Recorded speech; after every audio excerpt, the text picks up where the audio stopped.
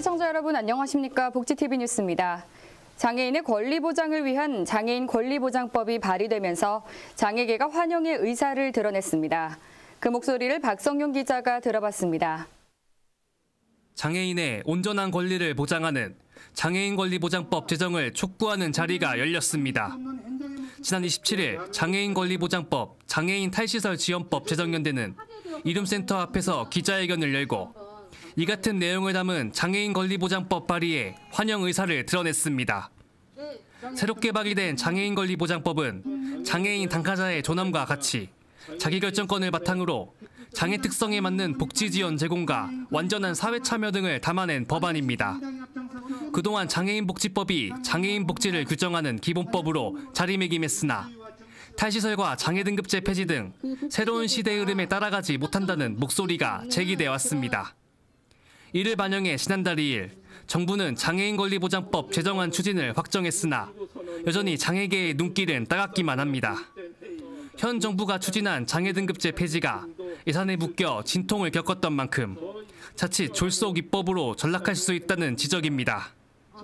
이런 가운데 장혜영 의원이 대표 발의한 장애인 권리보장법에 장애계의 환영 입장이 나와 관심이 집중되고 있습니다. 장애인 당사자의 인간으로서의 존엄, 자기결정권을 바탕으로 장애 특성과 욕구에 맞는 지원, 사회 참여를 담아있다는 것이 장애계의 입장입니다. 이날 장혜영 의원은 관련법 제정에 대한 의지를 드러내며 실질적인 당사자의 권리를 보장하겠다는 포부를 밝혔습니다. 장애인의 차이에 대한 존중과 수용, 기회의 등등 이 모든 원칙들이 장애인 권리보장법 안에 녹아들어 있습니다. 문재인 정부 100대 국정과제 중에 하나인 이 장애인 권리보장법이 오롯이 제정될 수 있도록 국회는 여야를 넘어서 힘을 모아야 합니다. 장애계도 이번 발의에 환영 의사를 밝히며 힘을 보탰습니다. 이제는 40년 동안 시혜와 동정해법 장애인 복지법에서 당당하게 권리의 시대로 장애인 권리보장법으로 전환하는 것입니다.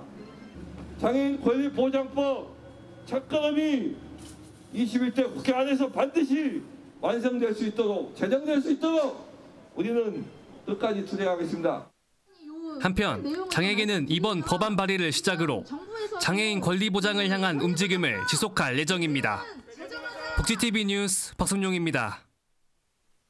지역사회 곳곳에 침투한 감염이 방역관리가 미흡한 시설 내부로 전파되며 추가 확진이 끊이지 않고 있습니다. 산발적으로 발생하고 있는 장애인 복지시설의 방역 강화를 위해 미접종자에 대한 추가 백신 접종이 실시됩니다. 자세한 내용 박성용 기자가 전합니다. 앞으로 장애인 복지시설 방역관리를 강화하기 위한 추가 백신 접종이 실시됩니다. 또한 시설 내 추가 감염을 막기 위한 촘촘한 방역 대책이 추진될 예정입니다. 지난 24일 중앙재난안전대책본부는 보건복지부로부터 이 같은 내용을 담은 장애인 복지시설 방역관리 강화 방안을 보고받아 논의했다고 밝혔습니다. 지난 6일 기준 올해 전국 장애인 복지시설 3,810개소에서 총 148명의 확진자가 발생한 것으로 조사됐습니다. 이 중 시설 종사자는 69명, 이용자는 79명으로 소규모 감염이 산발적으로 발생했습니다. 이에 대해 정부는 시설 외부 감염, 외부 확진자 접촉 등을 주요 원인으로 분석하고 추가 감염 예방을 위한 대책 마련에 돌입했습니다. 우선 신규 종사자, 시설 생활자 등 미접종자에 대한 추가 접종에 나섭니다.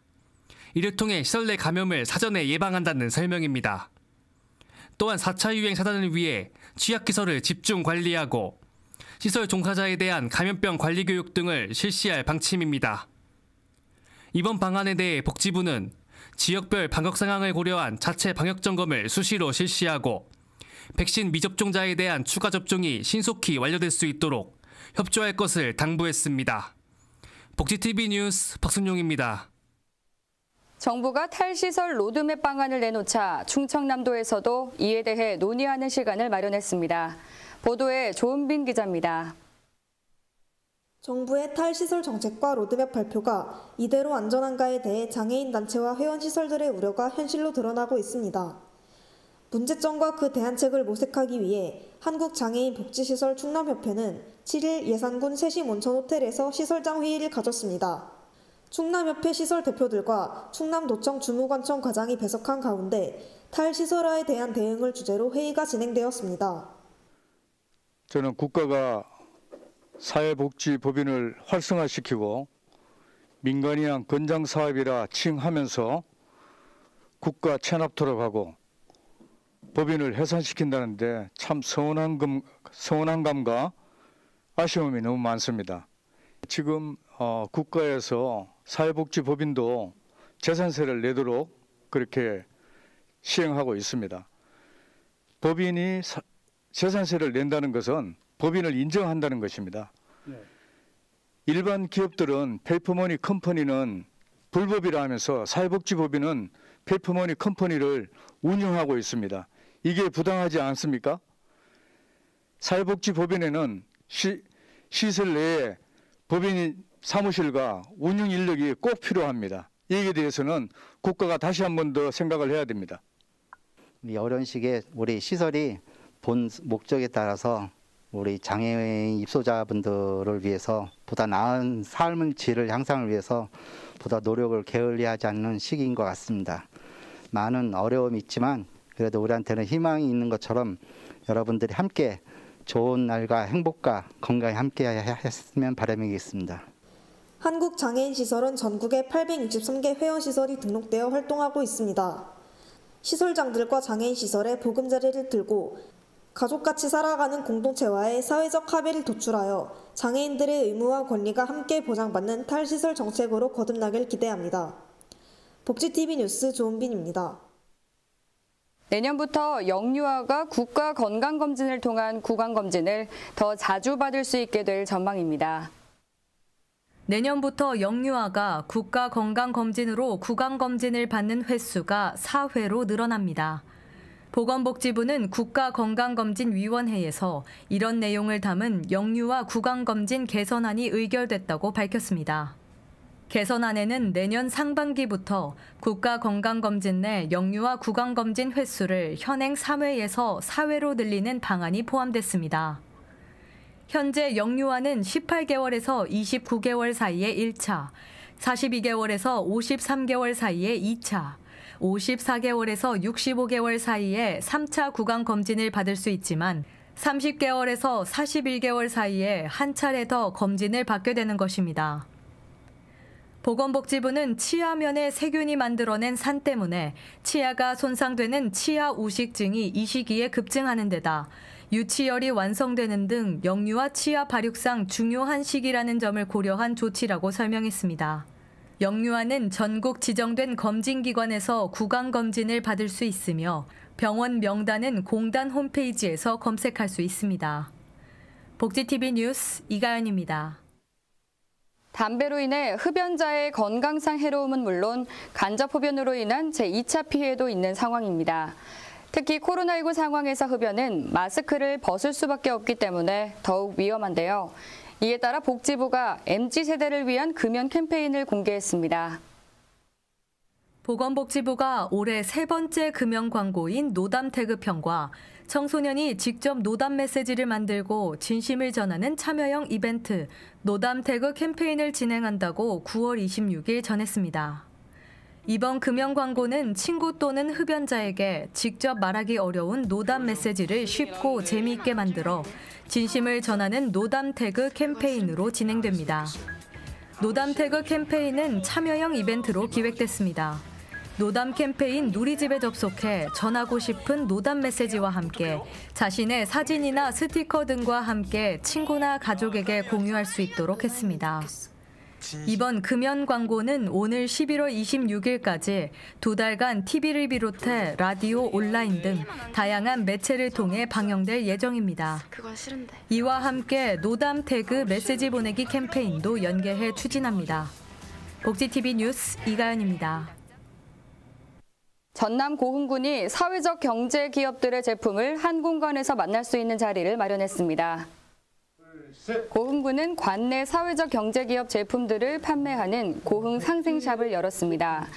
고흥 상생샵은 전남도 시군 사회적 경제 공동 판매장 조성 공모 사업에 선정돼 추진된 사업으로 도비 등 사업비 1억 원을 투입해 판매장 건물을 새롭게 리모델링했으며 운영은 농업회사법인 다무에서 맡아 위탁 운영하고 있습니다.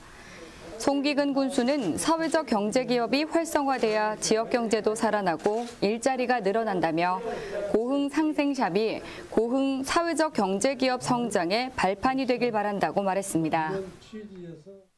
전남에서 코로나19로 취업과 생활에 힘든 학생을 위한 장학금 전달식이 열렸습니다. 지난 15일 전남 인재평생교육진흥원은 코로나19로 취업이나 생활에 어려움을 겪는 지역대학 졸업반 학생 중 일정 자격을 갖춘 학생들에게 장학금 수여식을 가졌습니다. 전남도청에서 열린 수여식에는 전남 인재평생교육진흥원 이사장인 김영록 전남도지사와 최일 동신대 총장, 그리고 장학금 수혜 대학생을 대표한 학생 6명 등이 참석했습니다. 코로나19 장기화로 어려운 전남도민과 대학생에게 위안을 주고 격려한다는 취지에서 지급하는 이번 장학금은 지난해에 이어 올해도 전국에서 유일하게 지급하며 장학금은 학생 1인당 60만 원씩 총 지급 규모는 34억 원으로 21개 대학 5,603명이 혜택을 받게 됩니다. 잊혀져가는 우리 전통을 잇기 위해 40여 년간 노력해온 장인이 있어 이영춘 기자가 만나봤습니다. 사극에서 여인들이 품속에 넣고 다니는 짧은 길이의 칼, 장도. 흔히 은장도로 잘 알려진 장도는 고려시대부터 선비들과 부녀자들이 주로 사용해 왔습니다. 광양시 국내 유일의 장도 박물관에서는 장도의 정신과 가치를 계승해 나가고 있는 국가무형문화재 제60호 장도장 박종군 장인을 만날 수 있습니다. 아버지이자 일대 장도장 보유자인 고 박용기 선생의 뒤를 이어 장도의 길을 걸어가는 박종군 장인은 이수자로 지정된 두 아들과 함께 장도의 대중화를 위해 힘쓰고 있습니다. 그 장도 정신은 남자에게는 충효의애, 그리고 여자에게는 지조를 갖다가 담고 있는 게 장도입니다. 그래서 과거로부터 지금까지 현재까지 이 장도를 대할 때는 항상 마음을 다스리는 칼이라고 합니다. 그래서 저 같은 경우는 이 장도의 정신을 만드는 것이지 칼을 만드는 게 아닙니다. 이 정신을 갖다가 후대에 잊지 않고 이 좋은 정신을 갖다가 이어가는 게 제 어떤 바람입니다. 여성의 절개를 상징하는 옛 선조들의 은장도는 여성만의 전유물이 아니라 남성들도 충효 사상을 기리며 허리춤에 지녔다고 합니다.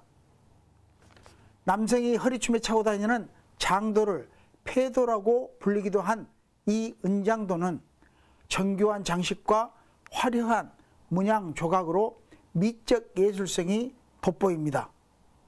1대, 2대까지는 사실상 이제 장도라는 그 문화 자체를 이제 좀 유지하는 느낌으로 갔지만은 저 같은 경우는 이제 모든 사람들한테 좀 더 알리는 범용적으로 이제 과거에 좀 머무르지 않고 이제 좀 현대에 좀 다가갈 수 있는 디자인으로 여러 가지 상품도 개발을 하면서 이제 장도의 문화를 널리 알리는 게 현 지금 목표입니다. 잊혀져가는 전통 공예품의 명맥을 잇기 위해 지난 40여 년 동안 외길을 걸어온 장도장 박종군 장인은 은장도에 대한 문화가 점점 사라져가고 있는 현실에 아쉬움을 남깁니다. 잊혀져가는 전통 공예품의 명맥을 잇기 위해 노력하는 장인의 작업을 통해 조상들의 지혜가 깃든 문화의 맥이 이어지길 기대해 봅니다. 복지TV 뉴스 이영춘입니다. 국내 최초 한센인 정착촌으로 알려진 여수 율촌면 도성마을에 문화예술을 즐길 수 있는 공간이 문을 열었습니다. 그 현장을 이소영 기자가 소개합니다. 국내 최초 한센인 정착촌으로 알려진 여수 율촌면 도성마을에 지난 15일 에그갤러리 문화예술공간이 마련돼 화제가 되고 있습니다. 도성마을에서 주민을 상대로 예술 작업을 한 작가는 박성태 사진작가를 비롯해 이찬효, 손정선, 이인혜 작가 등 4명의 작가가 함께 참여했습니다. 도성마을의 폐자재를 재활용한 이찬효 조각가의 설치 작품과 손정선 작가의 도성마을 민들레 벽화 작업을 통해 마을 실상을 보여줘 눈길을 끌고 있습니다. 특히 언론인 출신인 박성태 다큐멘터리 사진작가는 지난 2014년 우리 안의 한센인 100년 만의 외출이라는 사진 전시를 해 전국적으로 주목을 받았습니다. 가장 열악하게 거주하고 있는 한센인 정착촌 도성마을은 아직까지 모르는 분들이 많은데요. 이번 갤러리 개관으로 또 일반인들이 이 갤러리를 통해서 이 마을을 찾게 되고 주민들과 소통하게 되는 그런 소통의 장이 됐다고 생각을 합니다. 그래서 앞으로 주민들에게 친숙한 공간으로 이렇게 성장할 수 있도록 지역 작가들이 노력할 계획입니다. 이들 작가들은 앞으로 아트 컬렉티브 도성이라는 예술 집단의 공동 프로젝트를 만들어 주민들의 삶과 소중한 사연을 담아 소통하는 전시를 할 계획입니다. 예, 우리 마을에 이런 갤러리가 들어오게 됐다는 것은 황량한 가시밭에 나무 한 그루가 큰 나무 한 그루가 섰다고 생각을 합니다. 이 갤러리가 들어옴으로써 우리 마을 주민들 다 굉장히 기쁘게 찬성을 하고 개관할 때도 많은 분이 참석하셔서 같이 축하해 주셨습니다. 도성마을 주민들의 삶의 애환을 담은 에그갤러리의 다양한 예술활동으로 지금보다 더 소통하는 따뜻함이 이어져 행복한 마을이 되길 기대해봅니다. 복지TV 뉴스 이소영입니다. 이어서 간추린 뉴스 전해드립니다. 앞으로 서울시에 위치한 편의시설을 쉽게 찾아볼 수 있는 서비스가 제공됩니다. 서울시는 9월 30일부터 이 같은 내용을 담은 이동약자 접근성 정보지도 서비스를 시작한다고 밝혔습니다. 이번 서비스는 고령자나 장애인, 유아차를 이용하는 육아 부모 같은 이동약자들의 정보 접근성과 이동권을 강화하기 위해 개발됐습니다. 이동약자 접근성 정보지도에서는 174개 공공시설의 접근성 정보를 아이콘 등 시각 정보로 확인할 수 있습니다. 서울시는 이번을 시작으로 대상 시설을 지속적으로 확충해 나갈 계획입니다. 공공시설 외에도 서울시 동행정복지센터에 대한 이동약자 접근성 정보도 지도에서 확인할 수 있습니다. 아울러 구축한 지도 정보를 공개해 향후 민간 기업 등에서 부가 서비스를 창출할 수 있도록 할 방침입니다. 미랄복지재단이 시청각 장애인에게 점자 정보 단말기를 무상으로 지원하는 사업을 실시하고 오는 10월 5일까지 대상자를 모집합니다. 해당 사업은 고가의 점자 정보 단말기를 구입해 사용하기 어려운 시청각 장애인에게 무상으로 기기를 제공해 의사소통과 사회참여 등을 돕기 위해 마련됐습니다. 미랄복지재단은 총 4명의 시청각 장애인을 선정해 점자 정보 단말기 한 손해를 각 한 대씩 무상 지원할 예정입니다. 지원 대상은 시각과 청각의 기능을 동시에 잃은 시청각 장애인입니다. 미랄복지재단은 공정성을 위해 선정위원회를 구성하고 여러 환경을 다각도로 검토해 최종 지원 대상자를 선정할 계획입니다. 지원 신청은 10월 5일까지며 미랄복지재단 홈페이지를 통해 자세한 내용을 확인할 수 있습니다. 이 밖에 자세한 사항은 웹편뉴스 홈페이지에서 확인할 수 있습니다. 앞서 금연 캠페인에 대한 소식 전해드렸는데요. 흡연에 대한 위해성을 알리는 노력과 함께 금연 관련 법적 처벌 규정이 마련되었지만 여전히 흡연으로 인한 피해가 계속되는 상황입니다. 거리와 실내에서 흡연 피해로 서로 간 인상을 찌푸리는 일도 잦은데요. 간접 흡연자의 경우 필터 없이 바로 담배 연기에 노출되기 때문에 호흡기 질환과 폐암, 당뇨병 등 각종 질병에 더욱 취약한 것으로 스위스 제네바 대학 연구 결과 밝혀졌습니다.